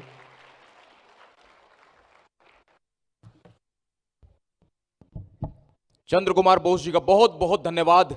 हृदय के अपार संभावनाओं और भी हृदय की अपार गहराइयों से आपका बहुत बहुत धन्यवाद ज्ञापित करते हैं. और जैसा कि आगे की कार्यक्रम की श्रृंखला है, मैं आपको बताना चाहूंगा जिस बात की घोषणा और जिस आंदोलन की घोषणा आप कर रहे हैं. सुभारती विश्वविद्यालय अगले साल से विभिन्न संस्थानों में, स्कूलों में, महाविद्यालयों में, विश्वविद्यालयों में इस कार्यक्रम का आयोजन करने जा रहा है. यह केवल सुभारती विश्वविद्यालय तक ना रुके, इसके बाद में विभिन्न शिक्षण संस्थान इस आंदोलन का सूत्रपात करें. ऐसी योजना हमारे संस्थापक डॉक्टर अतुल कृष्ण जी की है, जिन्होंने मुझे स्वयं कहा कि आप इसकी घोषणा आज के दिन जरूर कीजिएगा. और चंद्र कुमार बोस जी जब सामने बैठे हो तो उनके सम्मुख कहिएगा इस बात को कि हम अब सुभारती विश्वविद्यालय से बाहर जाकर विभिन्न संस्थानों में, स्कूलों में, महाविद्यालयों में, विश्वविद्यालयों में इस आंदोलन को लेकर जाएंगे. और 21 अक्टूबर और नेताजी सुभाष चंद्र बोस से संबंधित जितनी भी तिथियां हम आयोजित करते हैं, जितने भी महत्वपूर्ण आयोजन हम करते हैं,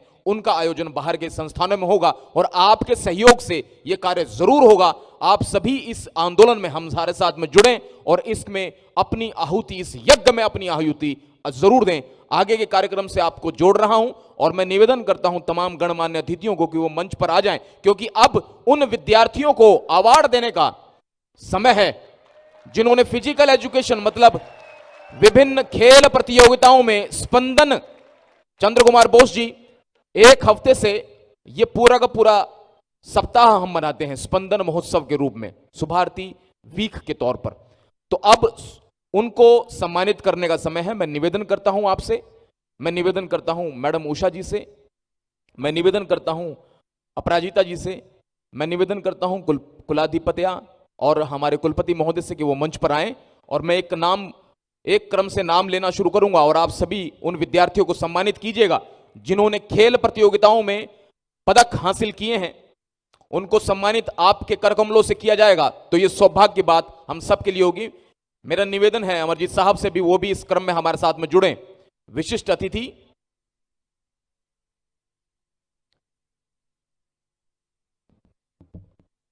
स्पंदन महोत्सव खेल प्रतियोगिता, विभिन्न प्रतियोगिताओं में प्रथम, द्वितीय एवं तृतीय स्थान हासिल करने वाले छात्र छात्राओं को सम्मानित करने का अब समय. बहुत तीव्रता के साथ में हम इस कार्य को करना चाहेंगे क्योंकि बाहर बीटिंग द रिट्रीट कार्यक्रम होगा। आइए 100 मीटर रेस पुरुष प्रतियोगिता में पहला स्थान भवन मलिक, जी हां, तीसरा स्थान भवन मलिक, दूसरा स्थान शिवा सिंधु और पहला स्थान अक्षय कुमार फिजिकल एजुकेशन से।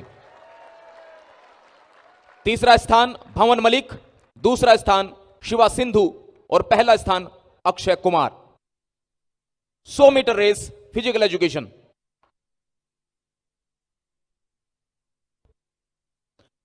महिला प्रतियोगिता तीसरा स्थान खुशी कुमारी, दूसरा स्थान निशुपाल और पहला स्थान हेमलता सिंह।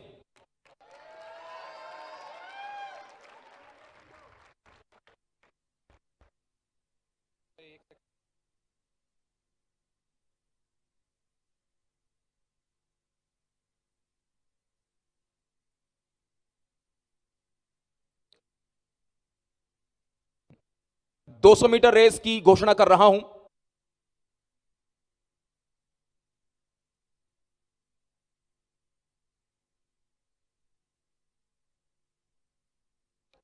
चलिए,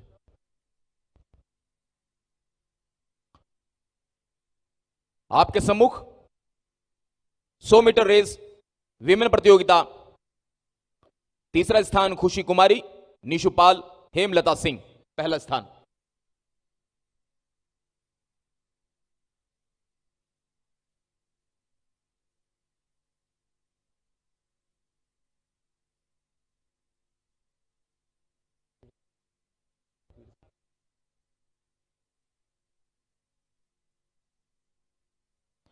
दो 200 मीटर रेस छात्र प्रतियोगिता में तीसरा स्थान शिवा सिंधु, दूसरा स्थान हेमंत शर्मा और पहला स्थान शुभम। तालियां बजती रहें साथियों।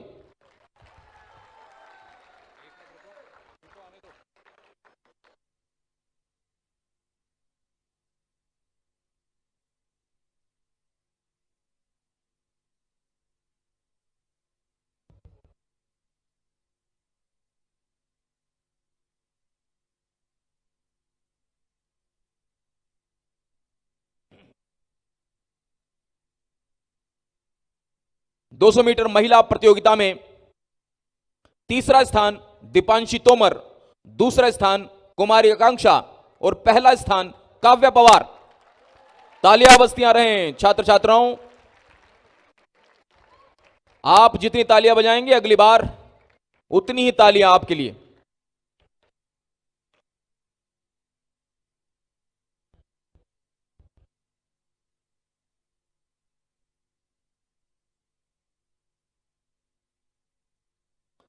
चार 400 मीटर रेस की घोषणा कर रहा हूं। विमेन प्रतियोगिता छात्रा प्रतियोगिता प्रीति सांगवान, दीपांशी तोमर और लवी कुमारी। तीसरा स्थान प्रीति सांगवान, दूसरा स्थान दीपांशी तोमर और पहला स्थान लवी कुमारी। पुरुष छात्र प्रतियोगिता में तीसरा स्थान अनुराग, दूसरा स्थान हेमंत शर्मा और पहला स्थान विक्रांत चौधरी।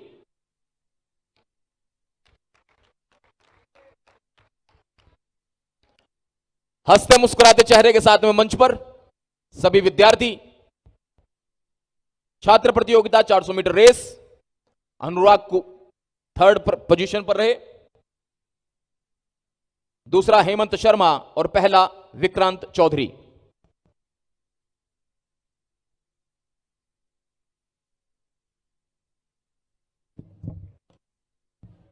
चार 400 मीटर छात्रा प्रतियोगिता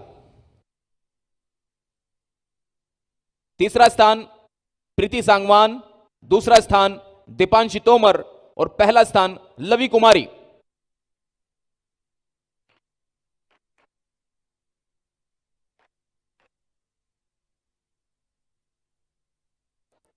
जिनके चेहरे पर स्माइल नहीं होगी पुरस्कार नहीं मिलेगा।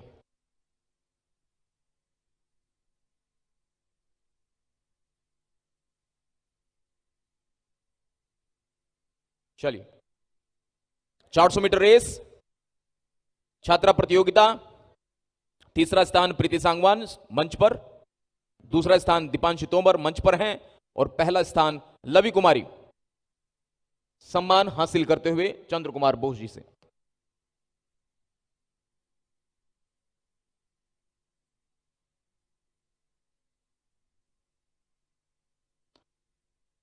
,800 मीटर रेस छात्र प्रतियोगिता, तीसरा स्थान फ्रेम, दूसरा स्थान अर्चित और पहला स्थान प्रियांशु सिंह।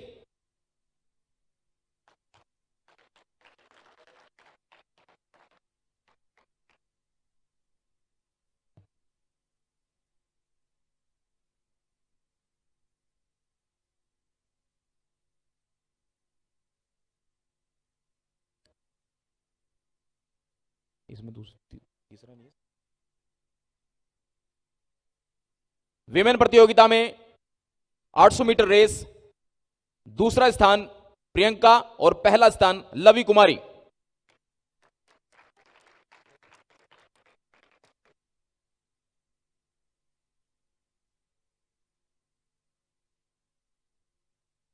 ,1500 मीटर रेस की घोषणा कर रहा हूं।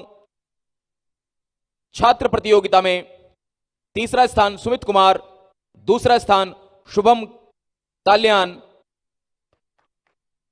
और पहला स्थान कृष्णकांत।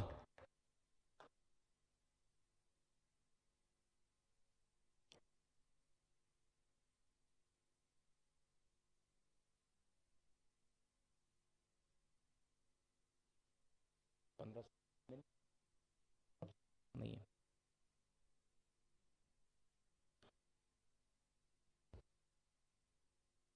,5000 मीटर रेस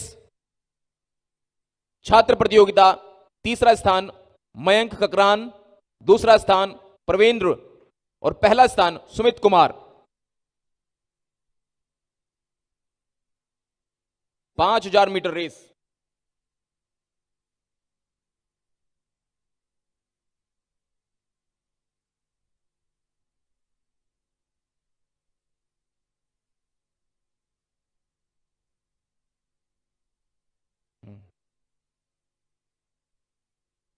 विमेन प्रतियोगिता 5000 मीटर रेस में दूसरा स्थान प्रियंका और पहला स्थान प्राची शर्मा।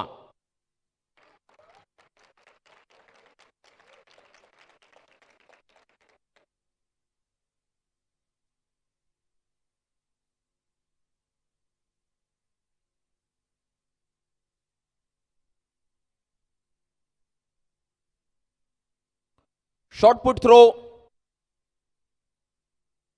विद्यार्थी छात्र प्रतियोगिता में तीसरा स्थान प्रवीण कुमार, दूसरा स्थान सुबोध डागर और पहला स्थान शिवम चौधरी।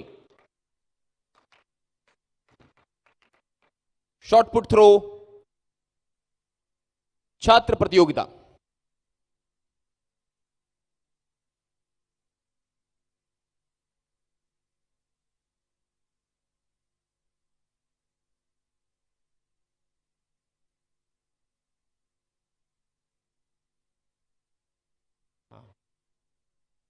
अंदर ही। महिला प्रतियोगिता, तीसरा स्थान नेहा गौतम, दूसरा स्थान मानवी चिकारा और पहला स्थान रुद्रांशी।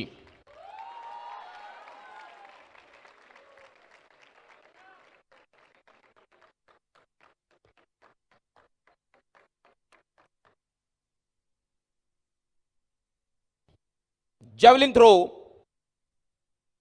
छात्र प्रतियोगिता, तीसरा स्थान रिक्की सिंह, दूसरा स्थान शिवम चौधरी और पहला स्थान प्रियांशु।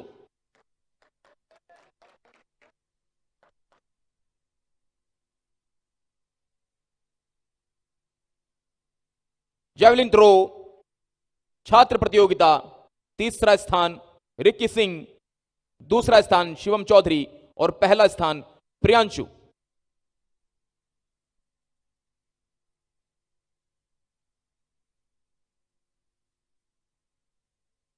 छात्रा प्रतियोगिता की घोषणा कर रहा हूं। तीसरा स्थान पारुल गौतम, दूसरा स्थान रुद्रांशी और पहला स्थान भारती चौहान।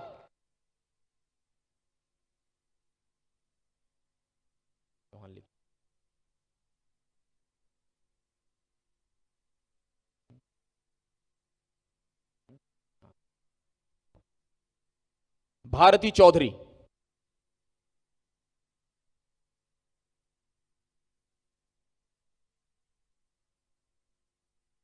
डिस्कस थ्रो छात्र प्रतियोगिता, तीसरा स्थान ऋषभ कुमार, दूसरा स्थान प्रवीण कुमार और पहला स्थान Shivam Chaudhary.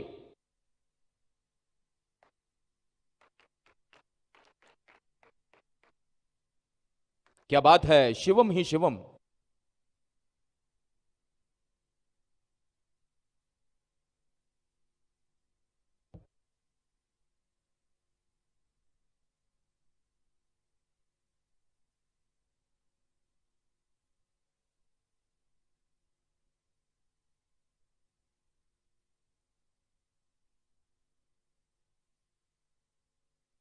Discus throw women प्रतियोगिता में तीसरा स्थान प्राची शर्मा, दूसरा स्थान रुद्रांशी और पहला स्थान भारती चौहान।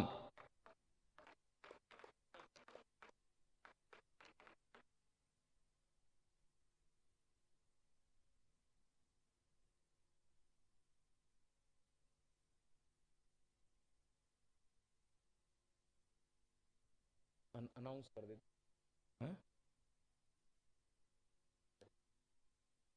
भारती चौधरी, दूसरी बार ही बोल रहा हूं, 2 बार गलत हो गया था। भारती चौधरी,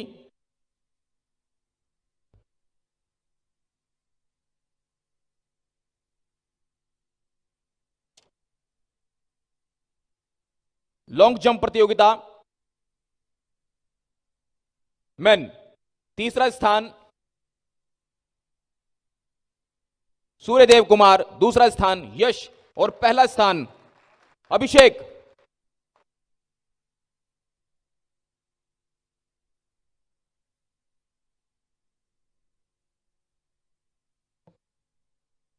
महिला प्रतियोगिता लॉन्ग जंप में तीसरा स्थान निशुपाल, दूसरा स्थान बर्नी और पहला स्थान हेमलता सिंह।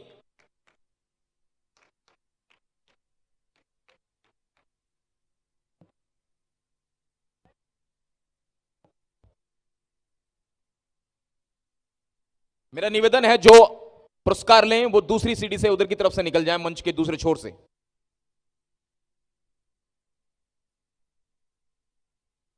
हाई जंप की घोषणा कर रहा हूं। पुरुष प्रतियोगिता, तीसरा स्थान अभिषेक, दूसरा स्थान सागर और पहला स्थान कृष्णा।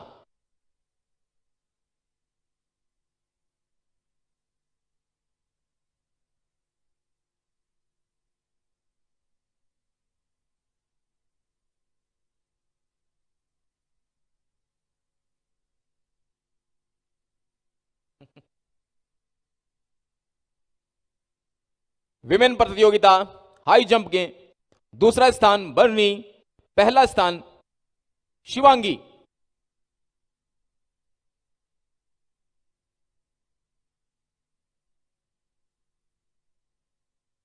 विमेन प्रतियोगिता हाई जंप, दूसरा स्थान बर्नी, पहला स्थान शिवांगी।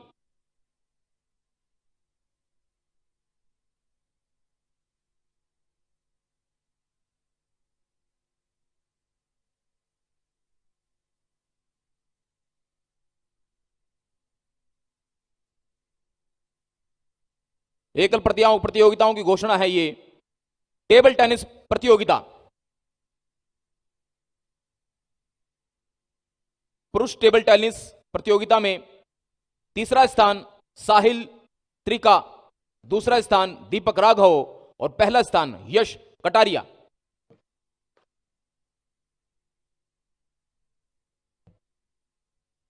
मुस्कुराना बेहद जरूरी।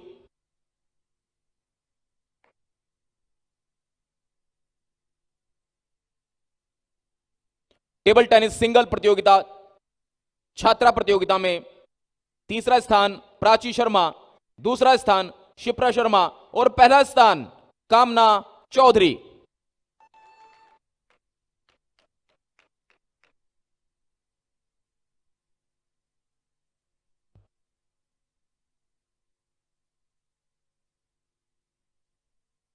Tennis doubles.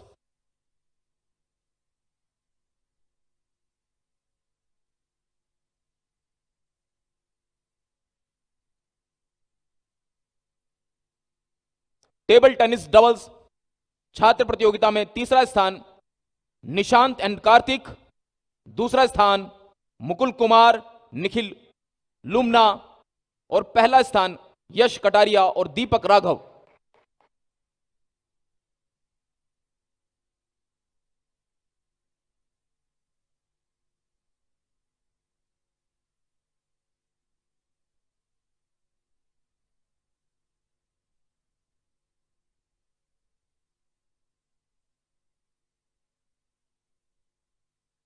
Table tennis doubles छात्र प्रतियोगिता निशांत कार्तिक तीसरा, निखिल मुकुल दूसरा, पहला स्थान दीपक और यश को। टेबल टेनिस डबल्स छात्रा प्रतियोगिता तीसरा स्थान अनुष्का बादली, आरती गोयल, दूसरा स्थान प्रीति दीपांशा और पहला स्थान शिप्रा शर्मा, कामना Chaudhary.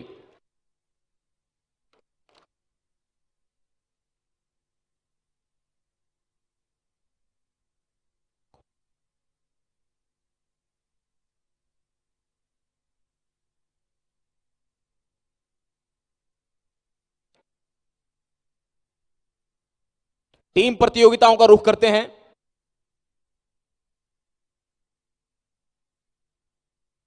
Tug of war team पत्रिक प्रतियोगिताओं का की घोषणा।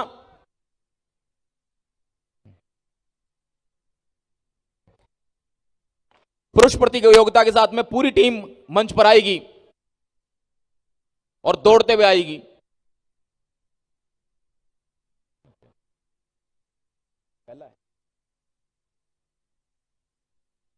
पहला स्थान फिजिकल एजुकेशन, जोरदार तालियां। फिजिकल एजुकेशन की टीम पहला स्थान tug of war.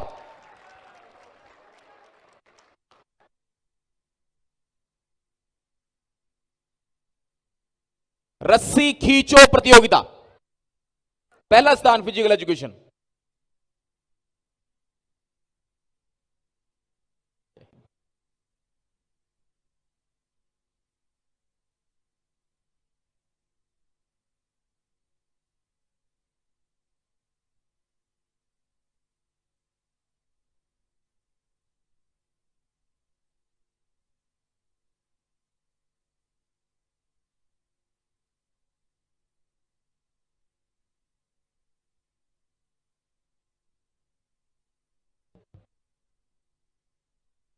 Tug of war पहला स्थान फिजिकल एजुकेशन, दूसरा स्थान साइंस कॉलेज।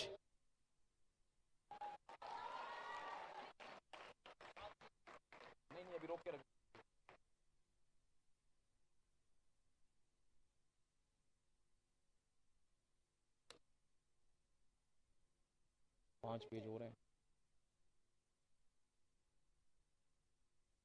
6 बज गए।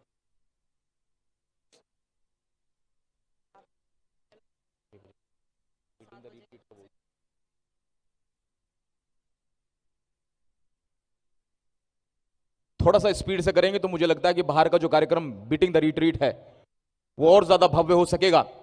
मेरा निवेदन है कि आप थोड़ा थोड़ा स्पीड से करेंगे।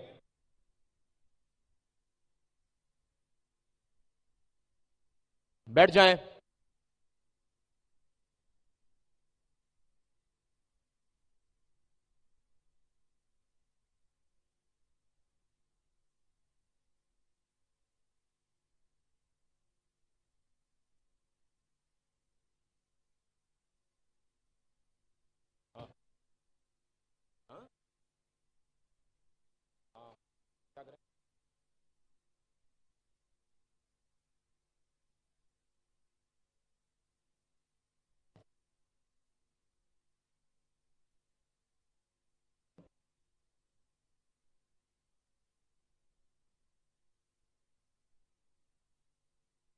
मेरा निवेदन थोड़ा स्पीड से करेंगे तो बाहर का कार्यक्रम हो पाएगा।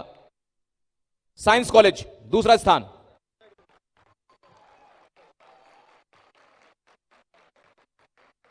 तीसरा स्थान फार्मेसी कॉलेज। तैयार रहे।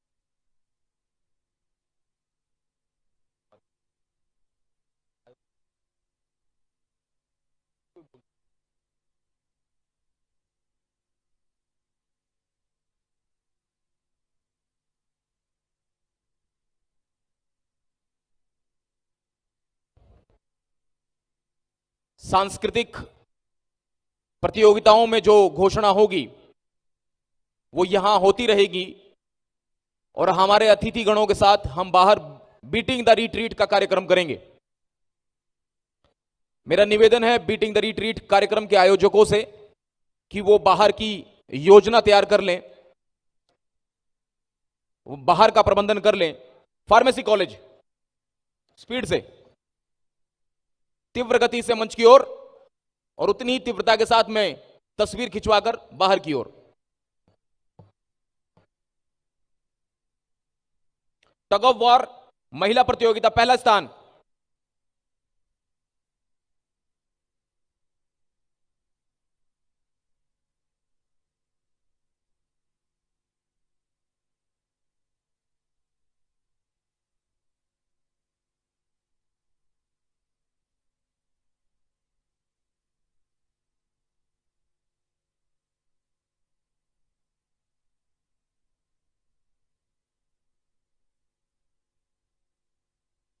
मेरा निवेदन है फोटोग्राफर से भी बड़ी जल्दी जल्दी स्पीड से ले लें।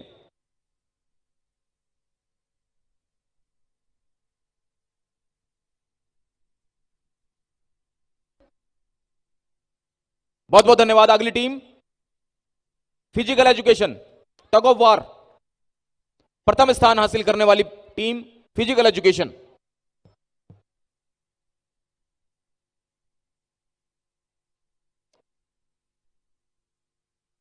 सभी मंच पर बैठ जाएं।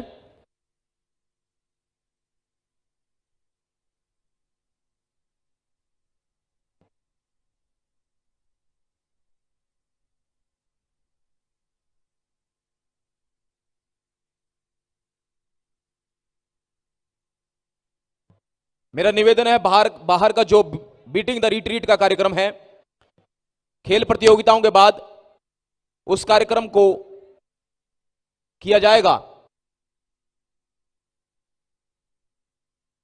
और भीतर सांस्कृतिक प्रतियोगिताओं के पुरस्कार देते रहेंगे।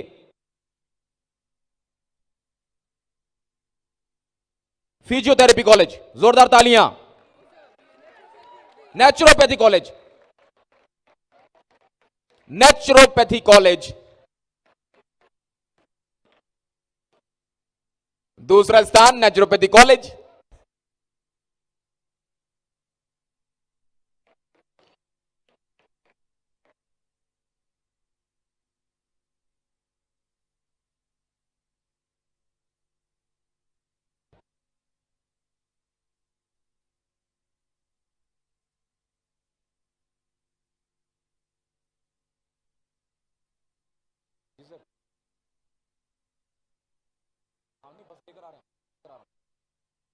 सेकंड तो नहीं हो पाएंगे, मिनट।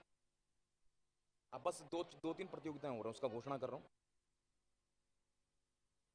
अच्छा, नहीं ठीक है मैं लेकर आता हूं।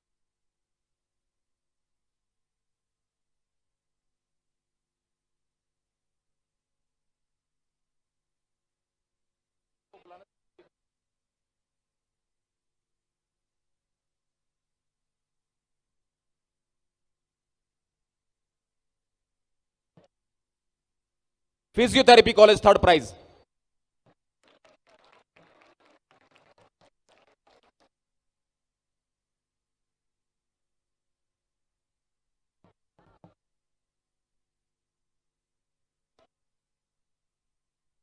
इस कार्यक्रम को 2 मिनट के लिए रोक रहे हैं, 2 मिनट के लिए सिर्फ। और मैं निवेदन कर रहा हूं क्योंकि बाहर बीटिंग द रिट्रीट का कार्यक्रम है, चंद्र कुमार बोस जी से, कुलपति जी से, हमारी कुलाधिपति महोदया से कि हम बाहर के कार्यक्रम को निपटाकर उसके बाद में भीतर आएंगे। इतना यह कार्यक्रम चलता रहेगा। मेरा निवेदन है बीटिंग द रिट्रीट कार्यक्रम के लिए चंद्र कुमार बोस जी,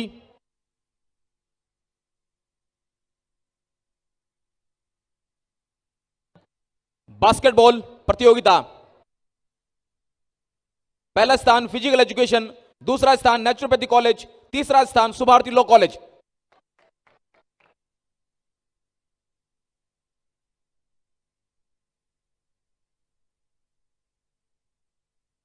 मेरा निवेदन है आप सभी हॉल में बने रहें। कुछ प्रबंधक के तौर पर हमारे साथी बाहर जाएंगे।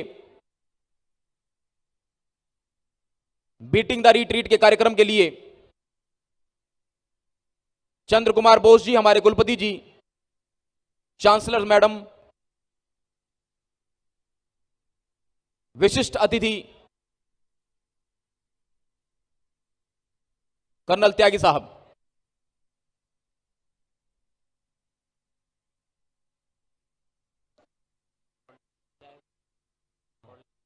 नहीं उसकी आवश्यकता, लेकिन वो माइक जो बाहर है वो। दूसरा स्थान नेचुरोपैथी कॉलेज,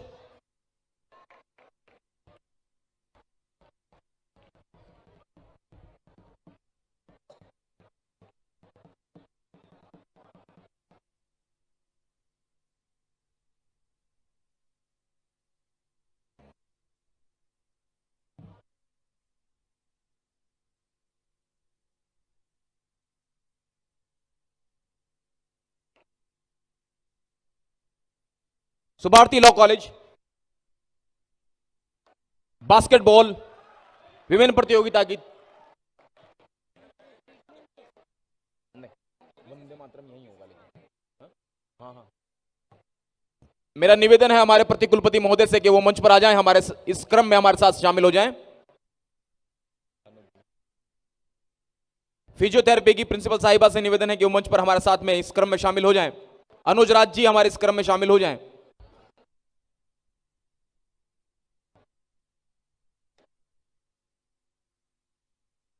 प्रतिकुलपति महोदय जी,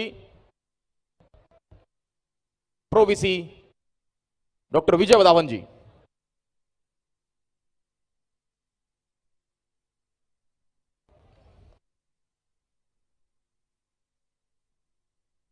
बास्केटबॉल प्ले प्रतियोगिता में पहला स्थान फिजिकल एजुकेशन